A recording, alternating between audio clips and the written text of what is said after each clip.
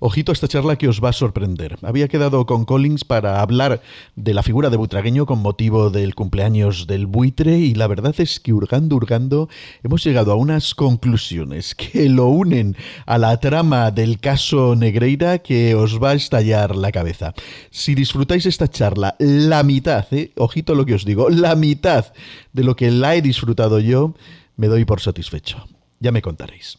¡A la Madrid! Hola, hola, hola, madridistas, ¿cómo estáis? Bienvenidos a Voz Madridista, televisión, el videoblog más madridista de todo el internet. Hoy estamos de cumpleaños, los madridistas en general. Estamos de cumpleaños, sí, me diréis, pero si no es el cumpleaños del club, no es... No. Celebramos el nacimiento de una de las figuras, yo creo, más emblemáticas y representativas que al menos los de mi generación han tenido, y los que no seáis de mi generación debéis entenderlo también igual, y por eso es que he querido hacer este programa para recordar la figura del cumpleañero de hoy, don Emilio Butragueño, y me he traído para ello a don Javier Alberdi, Pepe Collins, que creo que le tienes también, yo creo, una especie de altar igual que yo a don Emilio, ¿verdad? Sí, por supuesto, es un referente, ¿no? Todas las generaciones han tenido a su ídolo, ¿no? Creo, igual eso en los últimos años es más difícil de cifrar, pero yo creo que en el resto sí que ha habido una figura muy clara, ¿no? Muy clara, de madridista favorito, ¿no? Bueno, el jugador franquicia, incluso puede decirse. Y bueno, pues para nuestra generación fue Emilio Butragueño, evidentemente, igual que para la anterior pudo ser Juanito, para la anterior Talán de Pirley como si fuera algo brutal, ¿no? Te decía yo antes por escrito, he dicho, no sé si lo ha entendido, porque te he dicho, me dice, oye, pues, para informarte, digo, es el equipo de mi vida. O sea, cuando te decía, he dicho, no sé si me ha entendido. No necesito informarme. Que el equipo de mi vida es el Madrid, no, quería decir que el equipo de mi vida es el de la Quinta del Buitre, es el equipo en el que sin duda, pese a no, fíjate, es curioso, siempre lo pienso, es curioso porque pese a no haber ganado la Copa Europa, es el equipo con el que yo he sido más feliz como madridista, sin ningún género de dudas, sin ningún género de dudas. Me pasa exactamente lo mismo. Yo creo que a muchos de nuestra generación, igual, yo no es el primer Real Madrid que recuerdo, yo recuerdo Real Madrid anteriores, recuerdo, por supuesto, el que hablé con Miguel Ángel Portugal, que os recomiendo que vayáis a ver la charla, que quedó muy chula, que fue justamente el Madrid previo a la Quinta del Buitre. Pero vamos a centrarnos en la figura de Emilio Butragueño, porque en realidad es una especie de héroe inesperado, ¿no? Es un chico más bien tímido, hijo además de un comerciante, un perfumero que tenía una droguería de perfumes, un muchacho de absoluta clase media que además llega tarde al fútbol, no es el típico niño que desde el principio al fútbol y tal, llega tarde también a la Quinta del Buitre, es el último en incorporarse. ¿Cuál es el primer recuerdo que tienes tú de Emilio Butragueño? Lo he contado un millón de veces esto, es que lo tengo muy presente porque me impactó muchísimo. Yo también es algo muy curioso. Yo me hice del Madrid cuando empezaron, en una época en que perdían, es una cosa muy rara, ¿no? O sea, perdíamos ligas y ya era del Madrid. Bueno, pues la cuestión es que estábamos fatal y yo me iba para el colegio, porque hacíamos un descanso, comíamos en casa y volvías al colegio por la tarde. Y me acuerdo que como vivía muy cerca del colegio, de hecho a 50 metros, pues llegaba muchas veces tarde. Aquel día llegué tarde. Y llegué tarde porque yo escuchaba el telediario, los deportes, y cuando eran los deportes yo salía corriendo. Y aquel día me quedé. Y me quedé porque iba a salir y escuché que decían, por primera vez en la historia, el Castilla congrega más público en el Santiago Bernabéu, el más público que el Real Madrid, y el Castilla que había jugado en el Bernabéu.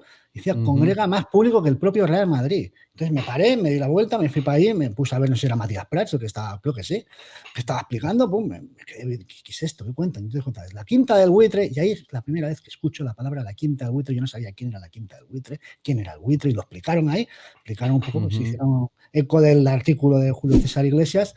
Y ahí fue en ese momento, me dijo, ¿cómo puede ser que el Castilla lleve más gente al Bernabéu primero que el Castilla juegue en el Bernabéu, ya te explotaba la cabeza, pero que llevara más gente, que fueran allí, no sé, 30.000, 40.000, pues yo no sé cuántas, ahora no me acuerdo cuánta gente junto, pero más. Vamos, No, yo te lo digo porque yo iba. A mí mi padre me llevaba porque encima era más económico. En aquella época todavía no era socio. Yo fui socio a partir del 85.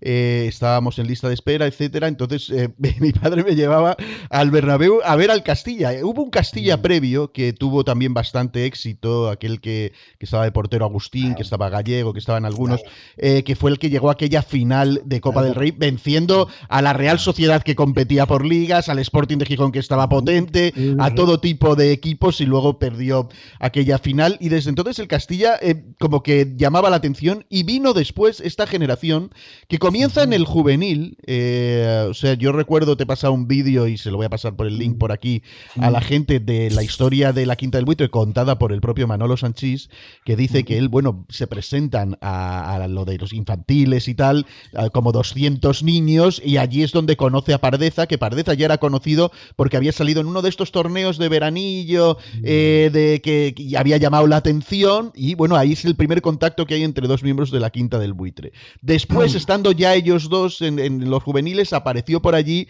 Martín Vázquez, que le fichan, o sea, alguien se fijó y tal, y le dice Sanchís a Pardeza, oye, mira, ¿te acuerdas de este tío? ¿Ves aquella pareja aquí? Son los padres, el niño que está al lado, parece que el Madrid lo va a fichar y que es muy bueno, y fue Martín Vázquez. Y ya después le traen a Butragueño, que no sé exactamente cómo llega, porque no cuenta de dónde viene, pero le traen, y todos dicen, este Mindundi, que no tiene casi ni físico, ¿cómo va a ser una gran aportación? Pero ya les dejó flipando en las primeras intervenciones en el primer torneo.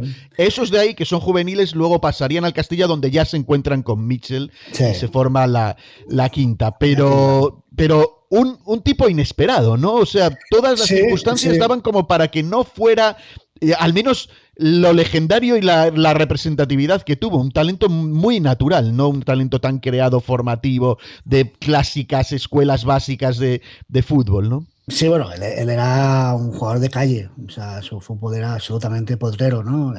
Sin duda. Entrenaba con el perro, ¿no? O algo así. Sí, es algo muy común de grandes futbolistas, ¿no? Lo de entrenar con el perro. Hace poco, ¿te acuerdas que lo cité en Twitter? Me acordé de él, no sé por qué, dije que era el jugador más infravalorado de la historia de Real Madrid. Bueno, me dijeron, ¿por qué es? El Buitre, la gente, pues sí, pienso que es uno de los mejores de la historia de Real Madrid. Es que el Buitre estaba a la altura le puede mirar a los ojos a cualquiera, por calidad. O sea, era algo tremendo, tremendo. Pero sí que había en rasgos, lo que choca es que era exageradamente diferente al resto. O sea, es que era muy, muy distinto jugando, era una rareza. Era, no sé cómo decir, se notaba la calle en él, en el sentido, por ejemplo, se notaba, hay una cosa que era muy característica de su juego, que era la pared. Entonces, tú notas que es como si estuvieras jugando, que es lo que hacíamos nosotros cuando jugábamos, lo de la pared para que te la devolviera la pared, y era muy habitual, ¿no? En la calle, la pared jugaba contigo. Y eso lo hacía constantemente en su juego, en el área, era pam, pam, pam, pam. Y, por ejemplo, Hugo hacía de pared de maravilla. O sea, Hugo, cuando él se la daba, Hugo comprendía que él estaba haciendo de pared y pam, pam, pam, era una chaladura. Y otra de las cosas que se le notaban en su talento era los espacios cortos, los espacios reducidísimos, ¿no? Porque esa es la gran característica que yo recuerdo y que se la he visto hoy a Rodrigo Cortés, el cineasta, diciéndola y mencionándola con motivo del cumpleaños y que yo la recuerdo exactamente igual, es esa pausa de que como que paraba el tiempo, que se paraba así delante de los defensas, todos en el estadio levantábamos un poquito el culo del asiento, el tiempo se paraba y de repente no sabías cómo, y Rodrigo Cortés lo dice muy claramente, dice, es como si hubieran cortado 2 o 3 fotogramas que faltan, de repente te le encontrabas ya por detrás que había sobrepasado a los defensas y no sabías muy bien cómo ni por qué espacio había pasado. Eso le debe venir precisamente de la calle, de entrenar con el perro y también esquivarle, de la pared, todo eso, ¿no? Es posible, pero eso... por eso digo que es un futbolista de culto, porque es un futbolista diferente, y desde luego la pausa era lo más sublime que tiene. Es el jugador, no sé si el único, pero sí el que mejor lo ha hecho, es el jugador que mejor ha superado a los rivales frenándose. O sea, decelerando, no frenándose, sino decelerando, porque una cosa es el frenar, que decían, por ejemplo, que Gento era muy bueno frenando, pues claro, cogía mucha velocidad, ¡bum! Y al frenar, ¡bam! Pues claro, los otros se pasaban de largo, ¿no? Bien, pero esto no era esto, es que Butragueño se iba parando, y el de la cara de los defensas era de hay que separar, se paró. Y cuando se paró ya estaba muerto. El defensa ya sabía que la opción de que ya te había pasado era no te pares, a ver cómo puedo hacer para que no se pare. Porque es que él no tenía velocidad, pero tenía una arrancada, esa primera cinta, ese primer quiebro, que la podía hacer para un lado, lo podía hacer para otro. Siempre hacía la cosa que menos te esperabas. Es que era como decir, ¿qué es lo que ahora no toca? Esto, pues lo hacía. Y lo hacía en ese segundo, 2 segundos, pim, pam, ya, ¿dónde está? Y ya estaba ahí, o metiendo el gol o en una situación de ventaja. O sea, era algo increíble lo de esa pausa que hipnotizaba por completo a los defensas, a los rivales, y era muy difícil de evitar. Pero lo fuerte era que es que lo hacían espacios reducidos. Es que se ponía en áreas pobladas y se paraba. Ahora he visto, he aprovechado que me decías eso para ver un highlights, un vídeo de estos. He visto una jugada, no, ni recordaba. ¿Cómo se para aquí? O sea, es que era absurdo. Es una jugada, la típica Tiene jugada como 5 o 6, porque yo recordaba de estas que tenía uno delante, pero es que no me acordaba las veces que ha tenido que enfrentar a 3 tíos rodeándole y salir airoso. Para mí, sin duda, no sé en qué posición, pero para mí, sin duda, el gol del Cádiz está entre los 10 mejores de la historia del Real Madrid. Entre los 10 mejores de la historia del Real Madrid. Ahí lo hace 3 veces seguidas en una área llena de jugadores del Cádiz y se regatea como a 5, incluido el portero. Entra andando, como que entra en una casa y entra por el recibidor y el salón, pero él entra en la línea de gol, entra andando y celebra andando. Entonces, al final, hasta que lo coge Juanito y lo eleva así, como si fuera un torero, pero es que se regatea 5, se regatea 2, se regatea otro, se regatea portero y ya entra andando por la línea de fondo y dice, pero esto ¿qué ha hecho este tío, ¿no? Pues te digo que era muy especial, pero es que dominaba una cantidad de registros. Pues yo digo que es que está muy infravalorado. Tiene, bueno, lo que te decía, que me he olvidado, que hay una jugada que acabo de ver, que es una escapada, la típica escapada del delantero, que ya se queda solo, mano a mano con el portero, la típica como la de Raúl en la final con Cañizares de la Copa de Europa de París, pues como esa, se queda, no sé quién portero es, y se para. Dice, ¿cómo se te ocurre pararte ahí? O sea, ese es el momento más absurdo, y se para y la mete. Pues también va corriendo, se va en portero y el portero se queda así diciendo, ¿por qué te paras? Y se para y le pega el quiebro igual. Dices, es que en cualquier momento hacía lo menos esperado. Y lo que te decía de los registros, ¿cómo definía? ¿Cómo controlaba los balones? O sea, hemos hablado mucho de Zidane o de Benzema. ¿Cómo controlaba los balones? Con una peculiaridad. Una suavidad. Sí. Es cómo llevaba el control del balón corriendo, cómo lo llevaba, pero con la peculiaridad que voy a decir ahora, cuando uno se pone a hacer fútbol de los 80 hay muchas cosas que llaman la atención. Dicen, madre mía, como esto es otro deporte, ¿no? Esto es otra cosa. Los campos. Es que no controlaba un balón, controlaba un conejo. Es que los campos, he visto el Bernabéu, madre mía, y estaba pensando, ya se fija la gente que si el hipogeo, que si hay una claridad ahí. ¿Qué patatales? ¿En qué patatales se jugaban antaño? Pero patatales incluido el Camp Nou, el Bernabéu y San Mamés. ¿Qué patatales? Aquello era terrible, terrible. O sea, ¿dónde jugaban? Y cómo ves, como el buitre va con el baloncito, como hacía Messi, pum, pum, pum, pum, pum, y no se le escapa, la pelota va haciendo así, y no se le escapaba el balón. O sea, era una capacidad de control de balón, de definición, atacaba el espacio de maravilla y era un gran rematador, incluso de cabeza. Toda suerte de registros. Es que era muy, muy, muy, muy bueno. Sí, pero nada basado en ser un tipo especialmente atlético. O sea, no basaba para nada en el físico. Era talento puro. Yo creo que es el primer jugador que yo me di cuenta de este tío es talento por encima de todo. Hay otros que te superan por lo físico, otros que combinan talento y físico, como puede ser Cristiano o el propio Vinicius y tal, y superan a los rivales por eso. Pero este tío... yo creo que no superó a nadie por físico nunca en la vida, por encima era así pequeñito, pero tenía una plasticidad y una forma elástica de hacer las cosas que era absoluto talento. Lo que me ha sorprendido, estaba repasando el famoso artículo de Julio César Iglesias que da nombre a la Quinta, y hay una cosa que dice que me ha sorprendido porque yo no le recordaba especialmente como un gran goleador. Si el fútbol fuese únicamente una ciencia, el éxito de Butragueño, delantero titular, sería un simple dato numérico: 15 goles en 11 partidos. La serie goleadora del Buitre es una muestra de calidad personal y también el resultado de una suma de esfuerzos. Detrás de él está Amancio y la Quinta, el ingenio conectivo de bla, bla, bla. 15 goles en 11 partidos. Yo no recordaba que fuese tan goleador, pero es ese a este Castilla al que nos llevaban y que había tal demanda de ver partidos que la Ciudad Deportiva se quedó corta y empezaron a jugar en el Bernabéu. Yo me acuerdo perfectamente, uno contra el Atlético de Madrid B, que entonces se llamaba el madrileño, y otros contra el Barça Atlético y tal. Unas cosas, vamos, demencial, llenos completos, Bernabéu repleto, todos cantando, todos alucinando con la cantera, algo que no se ha vuelto a ver. Esta constelación de talento es difícil que se vuelva a producir. Eso ocurre como le pasó al Barça, es que eso no vuelve a pasar. Es decir, de ese nivel. O sea, para que la gente lo entienda. Yo antes pensaba, viendo al Buitre, el talento individual que sucedió al Buitre era Raúl. Raúl, para mí, es, en términos Real Madrid, es más que Butragueño. En términos Real Madrid, el peso de Raúl en Real Madrid es más. Pero ahí influye mucho la personalidad, el carácter de Raúl, el espíritu ganador nadalesco, ¿no? de Raúl. Uh-huh.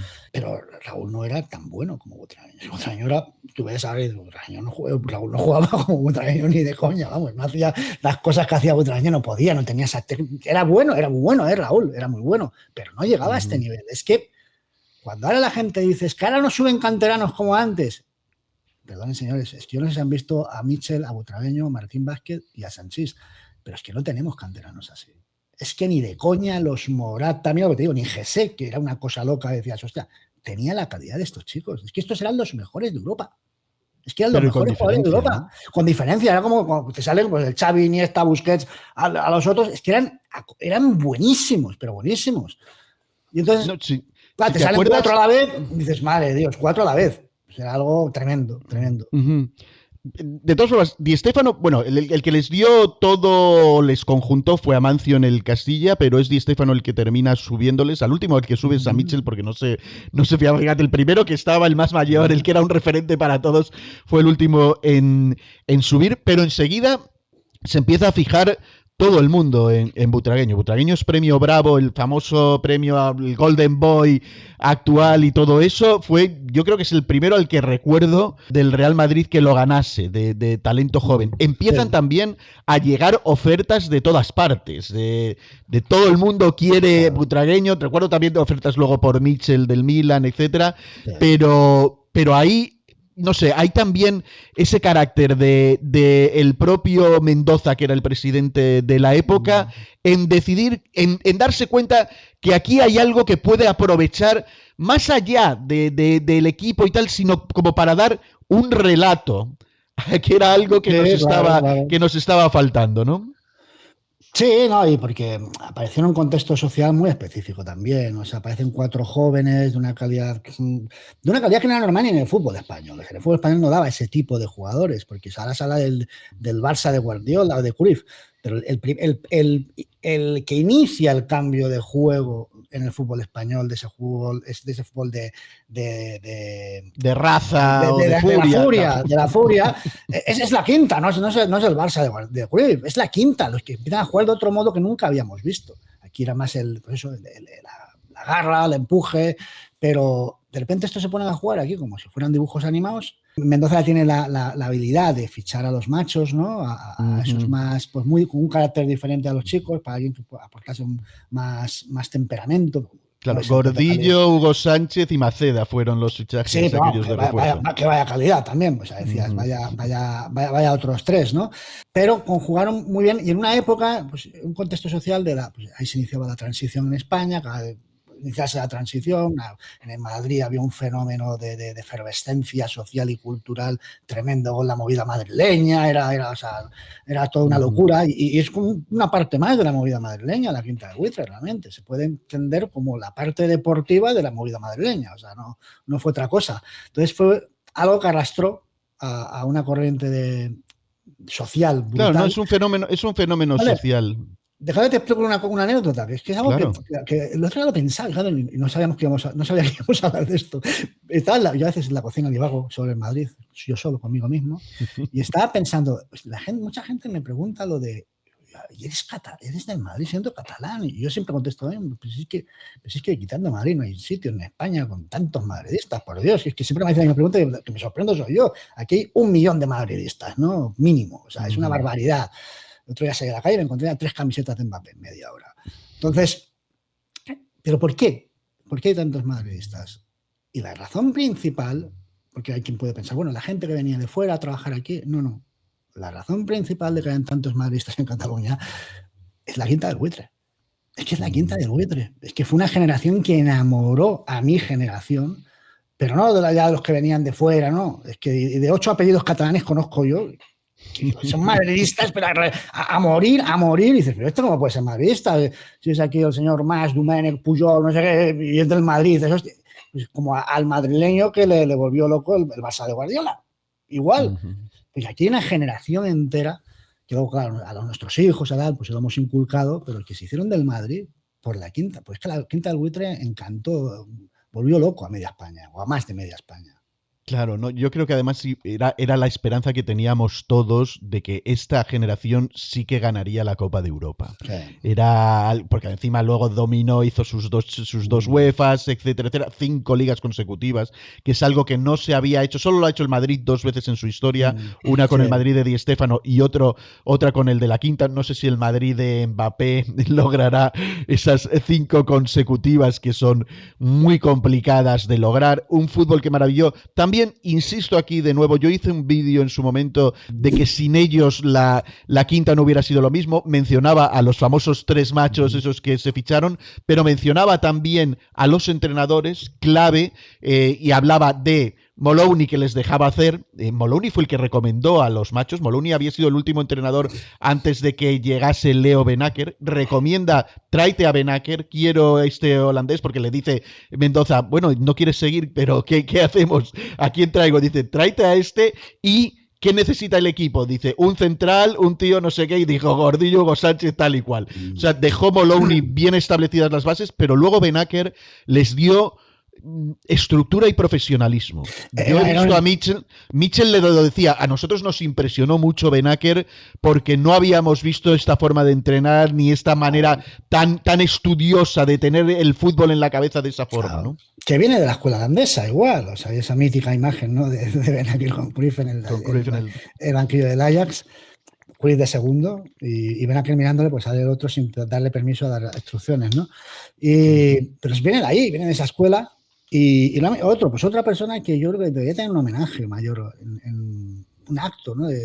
Por lo mucho que de reconocimiento, Madrid, claro. Es que fueron muchas ligas. Entonces, yo creo que bueno, era un compendio perfecto de todo. Era el entrenador, como bien has dicho. Tiene en caso algo de mitológico el hecho de que les abre la puerta sea Di Stéfano, que es el gran mito del club, ¿no? Esa conjunción de la Quinta, que... Otra cosa, a ver, yo si no es por hacer un feo pardeza, pero es que la quinta eran 4. Sí. ¿Vale? O sea, la quinta eran 4. Entonces, de esos 4, con los machos, aunque Marcela cayó más rápido, los veteranos, claro. Más los veteranos, que eran pues Camacho, Santillana y Juanito, ¿no? Sobre todo esos 3. Más pues esos otros, que yo destacaría la figura, aunque Pepe se me enfade. Yo creo que fue vital, Valdano. Sobre todo en esa Valdano Chendo, Bullo también. Chendo, Bullo, hubo un año y luego, por ejemplo, para mí fue muy importante Soso Gallego, que era buenísimo, era un jugador, qué bueno era el Soso. Era algo, hubo un compendio ahí, se juntaron más Jankovic y Bert Schuster como mediocentros puntuales que le dieron al equipo. Pero eso ya es un poco el ocaso, que también quería hablar de las sombras de este equipo, porque si bien en España dominaba, luego en Europa recibió serios correctivos. Nos tocó también la desgracia, primero, de que era la Copa de Europa tradicional, que si tenías un mal partido la habías cagado porque todo era eliminatorias. Si tenías un mal sorteo sin bolas calientes la habías cagado porque te podía tocar el campeón de Italia en la primera ronda y luego que el otro, como le tocó al PSV, ir ganándole al Copenhague y a no sé qué, no sé cuántos, y llegar después de que nosotros nos hubiéramos cargado al Nápoles de Maradona, al Bayern de Múnich, a todos los cocos, y por una mala noche en Eindhoven nos eliminan sin ganarnos, porque fueron 2 empates, un 0-0 y un 1-1. Parecía que iban a lograrlo y no lo lograron, se cruzaron con aquel gran Milan, ¿no? ¿Qué les faltó para poder haber logrado eso? Fue el mejor equipo de Europa ese año. El 88, ¿no? Fue el 88. Pero sí. ya era el ocaso, dices, ¿no? O sea, no, pero digo, el año del PSV. El año del PSV. Sí, el año del PSV fuimos los mejores, sin duda. Fue el mejor equipo de Europa. No había un equipo de Europa así. No había un equipo de Europa a ese nivel. No lo había. Y realmente jugaban de maravilla, pasaban por encima de cualquiera. Mira, es que fue la China, realmente fue algo, yo creo que ahí sí es por primera vez, pero es que la gente, los jóvenes de ahora, jóvenes hablo de 40 para abajo, o sea, claro. Es que no son conscientes de lo que significaba para nosotros eso. Era una absoluta utopía el ganar una Copa de Europa. Era algo que no lo creías, incluso el plantearnos, oye, pero ¿y la ganará algún día el Madrid? Si lo planteabas así, si la ganará algún día, si yo me moriré, habiendo visto ganar otra vez, lo planteabas, es que igual no la volvemos a ver ganar ya otra vez. Era ese, bueno, al Benfica le pasó, ¿no? O sea, quiero decir que te planteabas eso de verdad. Y ese es el primer momento. Porque fíjate, la final de París, yo creo que vamos al matadero. Yo la sensación que tenía era esa, yo la recuerdo, la del 81. Pero ahora vas al matadero. Bueno, era el Liverpool de Kenny Dalglish, nosotros era el Madrid de los García. Claro, era el Liverpool mítico de los escoceses, de Souness y Dalglish, y ya que nos metan una tunda, ya está un poco lo de este año, ¿no? Vamos a perder. Pues era un poco eso, éramos el Dortmund de este año. Pero esta es la primera temporada en que nosotros concedimos la posibilidad y que igual ganamos la Copa Europa y sin embargo la perdimos. Por eso también entiendo que muchos madridistas se nos quedan jóvenes, se nos quedan mirando con rareza cuando decimos que la derrota que a una generación nos ha marcado como la más triste de nuestras vidas como madridistas, sin ningún género. El día que más tristeza hemos sentido fuese esa noche de Eindhoven. Yo es que recuerdo, me junté con un grupo de 4 madridistas, 4 amigos, éramos muy jóvenes. Parecíamos zombies por la calle volviendo a casa. Es que era algo tremendo, el dolor que llevábamos. Sí. Claro, no, y es que además veníamos con la ilusión de ese butragueño en Prime, de todo el mundo en el momento justo. Fue duro. Y luego ya encima nos encontramos con el Milan de Saki, de los holandeses, y aquello ya fue un declive. Quería hablarte también un poquito de la despedida final. No quiero extender tampoco mucho este podcast, videocast o esta charla, aunque podríamos estarnos horas. Yo realmente de esta época puedo tirarme aquí rajando lo que haga falta, pero sí quería mencionar un poco la despedida en sí. ¿No te parece que Butragueño estiró un poquito demasiado el chicle? Yo me acuerdo que ya teníamos la sensación cuando íbamos al estadio de que sí era uno de estos jugadores de a ver si en este partido hace algo espectacular, pero ya estábamos como otro partido que no aparece. Siempre se buscaba que los entrenadores a ver si encontraban a alguien para quitarle, pero al principio les decía, cuando estuvo Mendoza, alguien que le puso a Butragueño de suplente, dice, usted está cargándose el patrimonio del club, no sé qué, no le quiso dejar, pero luego ya no había restos. Tuvo que venir un poco Valdano, que había jugado con él y no sé qué, y al final se fue un poco por la puerta de atrás, ¿no? Como aquello que decían de que no despedimos bien a jugar a México y todo aquello, ¿no? Sí, mi amigo José María Faerna es uno de los coladores más habituales o más la galerna de la galerna. Tiene una teoría y es que un jugador de Real Madrid, un crack de Real Madrid, esto legendario, solo se puede ir mal. Ahora Kroos le habéis dicho, pero claro, lo de Kroos lo hemos vivido precisamente con una rareza. Y dice, ¿por qué se va? Si está aquí, ¿no? Bueno, es una rareza. Pero dice, pues si no, lo normal es que se vayan mal. Es más, y dice, es que se deben ir mal. ¿Y por qué dice que se deben ir mal? Porque dice que lo que distingue a un jugador de Real Madrid, que es superlativo, es su instinto de ganar, su deseo de ganar, su ferocidad por ganar. Dice, claro, para este tipo de jugadores no es normal que nunca va a conceder la posibilidad de que alguien le supere. Lo hemos visto con Butragueño, lo hemos visto con Raúl, lo hemos visto con todos. No aceptan, no lo aceptan. Con Modric ahora quizá un poco también. Con Modric le pasa lo mismo, no aceptan que ellos van a acabar, que ellos han acabado y le pasa a Cristiano en su modo. Florentino le hizo la 3-14 y le abrió la puerta, igual no lo esperaba, pero realmente un jugador de Real Madrid es ganador y no concibe. Valdano tuvo sus tira y afloja con Valdano, o sea, tuvo con Valdano entrenador, lo tuvo. Estuvieron un par de añitos sin hablarse, sin dirigirse la palabra. Luego ya se arreglaron, que volvieron a quedar, venga, vamos a arreglarlo, pero lo llevó muy mal el hecho de que le quitara del equipo. O sea, pero es que es normal. Ahora bien, quiero matizar una cosa. Yo en aquel momento también, pues como me pasó con Raúl, como me pasó con Casillas, como me ha pasado con todos. Yo cuando llega esa etapa de declive y se ponen tan farrucos, ya dicen, mira, chato, joder, apártate a un lado, haz la de Toni Kroos, aunque bueno, en ese momento no teníamos esa referencia. Pero, o la de Zidane después. O la de Zidane, pero pesados estos tíos, ahí con Raúl arrastrando la pata, decías, joder, más que te recuerden bien. Sí, qué grande lo de Kroos, es decir, lo vamos a recordar. Vamos, el último recuerdo de Kroos nunca vamos a recordar ningún declive, no hay ningún momento raro, no hay ningún momento como lo que estamos hablando ahora. De Kroos no tenemos esa manera de hablar. Dices, ¿qué vas a recordar mal de Kroos? Pues es que solo lo has visto jugar bien, entonces pues lo vas a recordar así. Entonces, pues vete así, porque tengo que recordar a Raúl arrastrando la pata. Sí, yo he visto cosas maravillosas de él, ¿no? Un poco eso. Y yo tenía esa idea en ese momento y era muy combativo con Butragueño. Pero luego, ya ahora, pasados 30 años, pasado mucho tiempo después, yo no voy a achacar el declive de esta quinta del buitre más que a un señor que se llama José María Enrique Negreira y que fue el que realmente nos tiró, tal cual, literalmente. Bueno, no sé, Negreira, rectifico, no empezó, Negreira. no. El pre-Negreira. El que pagaba a Negreira. Esos fueron los que realmente, con otros pagos, fueron los que nos tiraron a esta quinta. Y ahora lo sabes. Ahora lo sabes. Ahora tú sabes que posiblemente si no fuera por eso no hubiera existido el Barça de Cruyff, con lo cual no hubiera existido el Barça de Guardiola, con lo cual no hubiera existido nada, ni Messi hubiera existido. Pero lo que dio pie a todo eso fue aquellos Tenerifes que ya sabemos cómo se ganaron.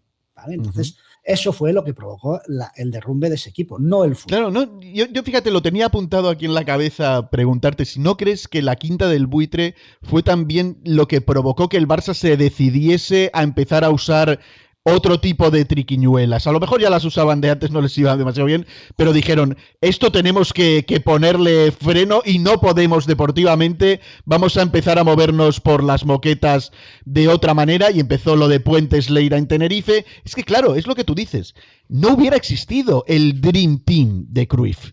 Porque el Dream Team de Cruyff, que gana 4 ligas, son las dos de Tenerife, que llega un segundo, necesitaba la derrota, necesitaba que pinchara el Real Madrid, y el Real Madrid pincha, curiosamente las dos en Tenerife, y curiosamente aquella de Puentes Leira, que luego ya sabemos que está en el CTA y todo, ha tenido una carrera meteórica a pesar de haber sido un árbitro mediocre, y después la que tienen en competición contra el Depor, que también aquel Valencia, el penalti de Diuki, que no se atreve Bebeto a tirarlo, que no sé qué, o sea, es un chiripazo, entre comillas, que si no hubiera tenido esas 3 victorias, probablemente no hubiera ido a esas 3 Copas de Europa, no hubiera ganado la Copa de Europa, aquella del gol de Koeman, con lo cual ahora le hubieran considerado un auténtico fracaso la etapa de Cruyff y no hubieran tenido nada de eso, ¿no? Ahí, y surgen, fue como reacción a este dominio brutal de la quinta del buitre, que dijeron, vamos a empezar a movernos por otros lados, ¿no? Lo más probable es que el Cruyff no hubiera aguantado ni el año del primer Tenerife. O sea, si no ganan esa liga, si esa liga la gana Madrid como era normal, yo creo que Cruyff no hubiera seguido en el Barça. Ahí se hubiera acabado la etapa Cruyff. Y el Cruyffismo. Entonces, claro, y el Cruyffismo, no hubieran ganado la Copa Europa, no hubiera pasado nada de eso. Entonces, pues simplemente es que fue un momento crucial. Bueno, que sabemos seguro, estáis especulando, ¿no? Porque sabemos seguro, certificado, es que un jugador del Barcelona, titular, intentó comprar a un jugador titular de Real Madrid, a Luis Milla. Eso lo sabemos. Ahora que cada uno al final no lo compró. Bueno, a que la gente piense si era ese jugador. Si no compraron otras cosas. Exacto, si estaban dispuestos a llegar a eso. Exacto. Si intentaron comprar a un jugador, si no intentaron comprar otras cosas, simplemente. O sea, que la gente se lo plantee y que también se planteen que el presidente de esa época del Barcelona pues terminó su vida en los últimos años en la cárcel por haber comprado en esos años también a un grupo de inspectores de Hacienda, que viene a ser lo mismo, un árbitro. O sea, es que no es otra cosa más que un árbitro fiscal, ¿no? Pues compró y estuvo condenado. Se nota un modus operandi. Entonces, claro, que la gente piensa a ver qué pasó ahí. No es la primera antecedente, hay 2 tramas, al menos de sospechas, con la trama de las cortadoras famosas, ¿no? Y otra más en la época Núñez, en la que ya yo creo que Núñez ya ve que hay que ir por ahí. ¿Cómo accede al poder Núñez? Es que Núñez accede al poder con una extorsión, que esto mucha gente no lo sabe ni los culés. Núñez tenía un candidato, un rival en las primeras elecciones a la presidencia del Barça, que es en las que va a ganar, en las que no iba a ganar, perdona, que iba a ganar el candidato opositor, que era el que apadrinaba Convergencia y Jordi Pujol, que era un tal Víctor Sagi, que es un publicista muy famoso de aquí de Barcelona.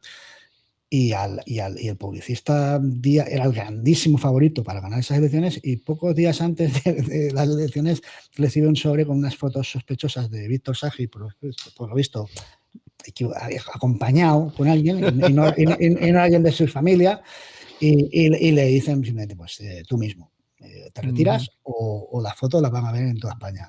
Y Víctor Sagi dimite y no se presenta.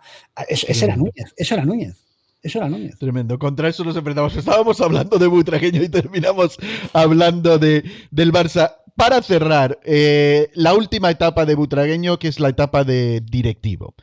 Yo sé que hay gente que critica el caramba, no sé qué, cuando hace de portavoz, como que este estilo natural que él tiene de concordia, de suavidad, hay gente que busca algo más cañero, no más un Arbeloa u otra cosa. Pero ¿qué te parece su etapa de directivo? A mí me parece muy interesante el hecho que una vez que se retiró, decidió ir a prepararse a Estados Unidos en maestrías de dirección deportiva. O sea, decidió que no solo voy a estar aquí por figurante, me interesa continuar en este medio, no como entrenador, sino como directivo profesional de verdad, de académicamente preparado para ello. Y esto me parece muy elogiable y muy diferente a lo que te encuentras normalmente. Esto es otra de esas características de que es un jugador y una persona muy diferente a lo que te encuentras en el mundo del fútbol, ¿no? Yo es que creo que la gente confunde la labor de Emilio Butragueño actual. O sea, Butragueño, primero pienso que es un excepcional ejecutivo en las funciones que tiene. Creo que tiene unas funciones extremadamente importantes, que son muy, muy importantes, y pues, lo hace muy bien. Pero es que él es responsable de relaciones internacionales de Real Madrid. Es el responsable, yo digo, lo que suelo decir es un jefe de Estado. Hace la función. Es el primer ministro que va en representación del rey. Viene a ser lo que es el rey en España. El rey cumple unas funciones de representación, no tiene un poder ejecutivo, no puede mandar, pero representa al país. Eso es complicadísimo cuando se trata de representar un país, y es complicadísimo cuando se trata de representar a la mayor entidad deportiva del mundo, que tiene relaciones por todos lados. Es que Butragueño no para de viajar, de representar a Madrid en todos sitios, pero es que incluso sin viajar, es que yo no paro de ver cómo aquí llega un presidente de un país y el que le recibe es Butragueño. Así que llega el presidente de Perú o de Ecuador, el que lo recibe es Butragueño, y el que le enseña el estadio, el que le enseña todo, le explica, le recibe, les hace es Butragueño. Cuando hay una convención de lo que sea, en cualquier parte del mundo, al máximo nivel, el que va es Butragueño representando al club.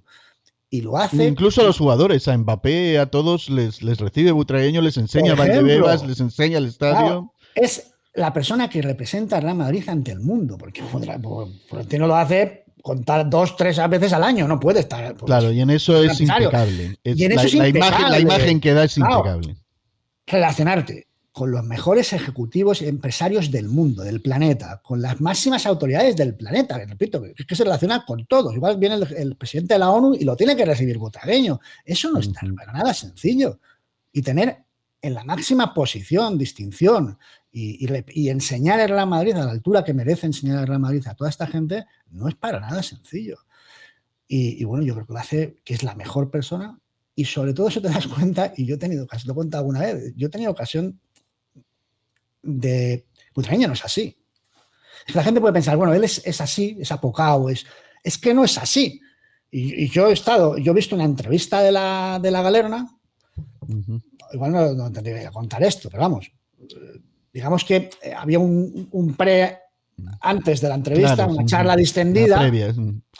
Y entonces, era un Viva la Virgen, un despendolado. Ahí está. Entonces, claro, ¿qué pasó? Que la grabación, bueno, voy a decir las cosas que decía, porque escandalizarían a más de uno. Entonces, pero la grabación empezó antes, pero avisando. Vamos a empezar así, pero por aquellas que se fue la conversación en algo distendido, evidentemente no había empezado todavía la entrevista, empezaron y si tuvieron un cuarto de hora, jeje, jaja, pa.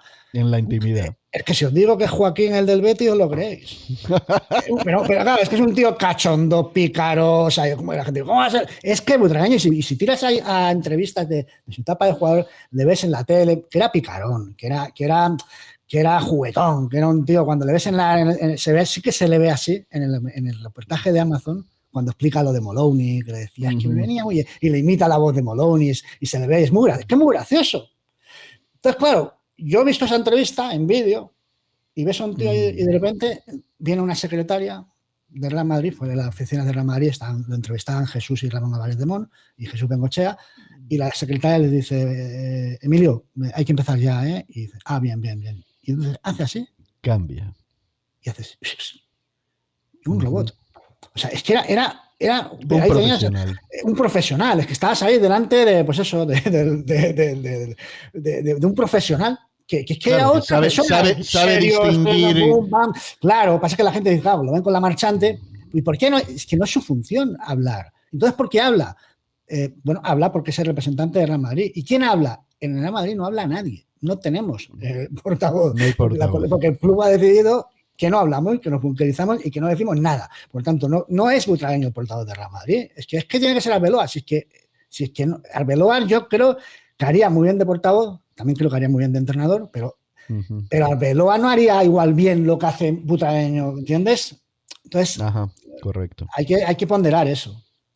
Sí, no, sin duda. Bueno, una figura, elegancia en el campo, elegancia, profesionalismo fuera del campo. Creo que es una figura que hay que reclamar. Yo sí pienso como tú que está infravalorado en la historia del Real Madrid, aunque haya una quinta o una generación, un equipo que se le recuerde como el de Butragueño, que no hay mucha gente que pueda decir así, el Madrid de Di Stéfano, el Madrid de Butragueño, el Madrid de Cristiano y ahora no sé si el Madrid de Mbappé. Cuidado que no hay, porque no se puede hablar del Madrid de Juanito. Era el Madrid de Juanito, pero también, o el Madrid de Pirri, era el de Pirri, o era el de Zoco, era el de otros que estaban por ahí. Había como una amalgama, pero Butragueño era el Madrid de Butragueño y el Madrid de Cristiano era el de Cristiano, el de Di Stéfano era el de Di Stéfano. Ojito con eso, ¿eh? Sí que es cierto que en aquella época, igual que pasaba lo de los Beatles y los Rolling y todo aquello, hubo un cierto debate entre la afición de Real Madrid porque cada uno era del suyo. Casi todo el mundo era de Butragueño, pero no siempre. Yo, por ejemplo, no era de Butragueño, pero eso no me hacía ser anti-Butragueño. O sea, yo estoy loando a Butragueño, la dimensión que tiene, pero yo era de Mitchell, ¿vale? Para mí Mitchell era mi ídolo, ¿vale? Entonces, pero eso no quiere decir que evidentemente referente era Butragueño, está clarísimo.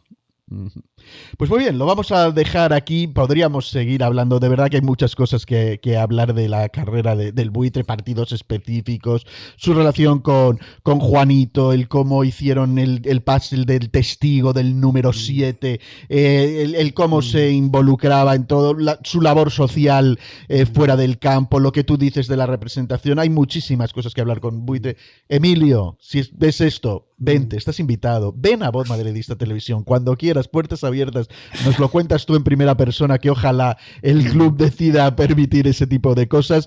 Te agradezco a ti, Javi, por compartir tus recuerdos de aquella época. Creo que es muy necesario hacer este tipo de vídeos, porque la gente tiene memoria frágil, se acuerda, ya casi se olvidan de la 14, imagínate pedirles que tengan en su memoria momentos especiales como esto, y creo que es algo que dentro de lo que hacemos en YouTube Real Madrid deberíamos hacer un poco más. ¿No piensas lo mismo? No, claro, está clarísimo que este tipo de contenidos pues hacen mucho bien al madridismo, le enseñan su historia, pero el problema es que YouTube no le gusta a YouTube. Pero bueno, a vosotros los que habéis llegado hasta aquí seguro que os gusta, así que dejadme vuestros comentarios porque me interesa saber lo que pensáis de toda aquella etapa, de la época de la Quinta del Buitre, cómo la recordáis, porque yo sé que muchos de vosotros tenéis más o menos mi edad o la de Javi, y a los que no la tenéis, ¿qué pensáis de todo esto? ¿Qué os vino de las generaciones anteriores? Todo ese tema. Dejadme vuestros comentarios aquí abajo.